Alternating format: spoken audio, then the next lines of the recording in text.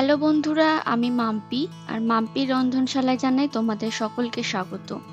আশা করি তোমরা সকলে খুব ভালো আছো আর আমিও খুব ভালো আছি। আজকে আমি তোমাদের সাথে শেয়ার করব তেলাপিয়া মাছের সর্ষে বাটা। এই রেসিপিটা প্রায় সকলেই জানে, তবু অনেক বন্ধুই আছো যারা প্রথম রান্না করছো। তাই তাদের সুবিধার্থে আমার আজকের এই রেসিপি। আশা করছি আমার আজকের এই মাছের রেসিপিটা তোমাদের ভালো লাগবে, আর ভালো লেগে থাকলে একটা লাইক, আর নতুন বন্ধুদেরকে আমার চ্যানেলটা সাবস্ক্রাইব করে আমার পাশে থাকার অনুরোধ জানিয়ে আজকের ভিডিওটা আমি শুরু করছি। আজকে রান্নার জন্য যে উপকরণগুলো লাগছে চলো সেগুলো আগে তোমাদের দেখিয়ে দিই। দেখো, এখানে আমি তেলাপিয়া মাছ নিয়ে নিয়েছি। এখানে দুটো মাছ আছে। মাছগুলো যেহেতু আকারে বড়, তাই আমি এক একটা মাছকে 2 পিস করে কেটে নিয়েছি।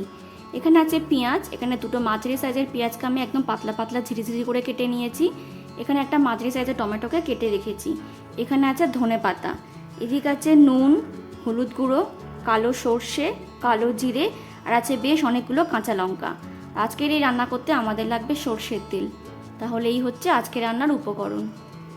রান্নাটা শুরু করার আগেই প্রথমে মাছগুলোকে ভালো করে আমাদের ম্যারিনেট করে নিতে হবে। তার জন্য একটা মিক্সিং বোলের মধ্যে মাছগুলোকে আমি নিয়ে নিয়েছি, আর তার মধ্যে দিচ্ছি স্বাদ অনুযায়ী নুন আর হাফ চামচের মতো হলুদ গুঁড়ো। মাছের মধ্যে নুন হলুদ দিয়ে এবার হাত দিয়ে খুব ভালো করে প্রতিটা মাছের মধ্যে আমি নুন হলুদটাকে মাখিয়ে নিচ্ছি, যেন প্রতিটা মাছের মধ্যে নুন হলুদ ভালো করে মাখানো হয়।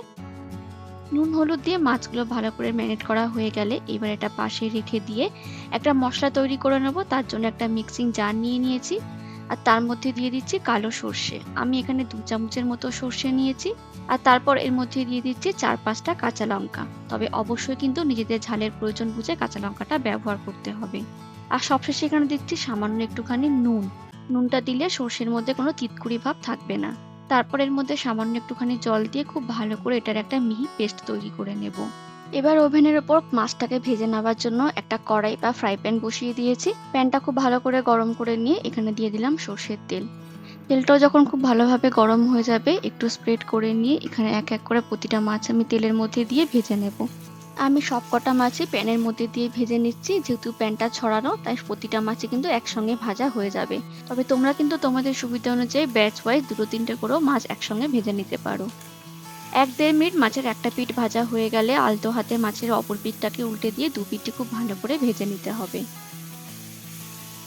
মাছের 2 পিঠটি যখন খুব ভালো করে ভাজা হয়ে যাবে এবার এগুলোকে আমি একটা পাত্রের মধ্যে তুলে নিয়ে রেখে দেব। এবার বাকি রান্নাটা করে নেওয়ার জন্য আমি ওভেনের মধ্যে একটা কড়াই বসিয়ে দিয়েছি। তারপর কড়াইটা ভালো করে গরম হয়ে গেলে এখানে মাছ ভাজার যেটুকু তেল বাকি ছিল প্যানের মধ্যে, সেই তেলটা আমি এর মধ্যে ঢেলে দিলাম। তার সাথে আরেকটু পরিমাণে তেল দিয়ে দিলাম। তেলটা খুব ভালোভাবে গরম হয়ে গেলে এখানে দিয়ে দিলাম হাফ চামচের মতো কালো জিরে। তারপর কয়েক সেকেন্ড একটু নেড়ে চেড়ে ফোড়নটাকে ভেজে নিয়ে এর মধ্যে দিয়ে দেবো ঝিরি করে কেটে রাখা পেঁয়াজের টুকরো, আর দিয়ে দিলাম স্বাদ অনুযায়ী নুন। নুনটা পেঁয়াজের মধ্যে দিয়ে ভাজলে পেঁয়াজটা খুব তাড়াতাড়ি নরম হয়ে যাবে। পেঁয়াজগুলোকে এবার কিছুক্ষণ নেড়েচেড়ে একটু ভালো করে ভেজে নিতে হবে। তবে মনে রাখতে হবে পেঁয়াজগুলো কিন্তু একদম কড়কড়ে করে ভেজে ফেলবে না, তাহলে কিন্তু খেতে ভালো লাগবে না।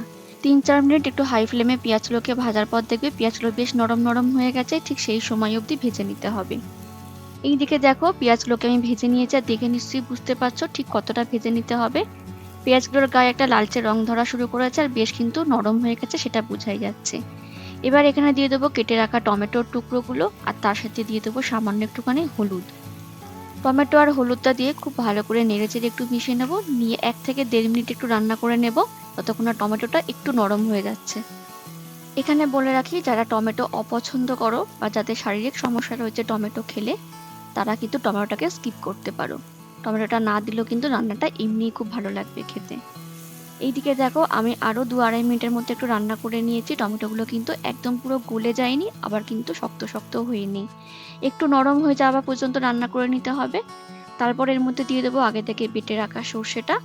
আর যেহেতু মিক্সিং জারের মধ্যে অনেকটা সর্ষে বাটা লেগেছিল, তাই তার মধ্যে সামান্য একটুখানি জল দিয়ে ভালো করে জারটাকে ধুয়ে সেই জলটাও আমি এর মধ্যে দিয়ে দিলাম।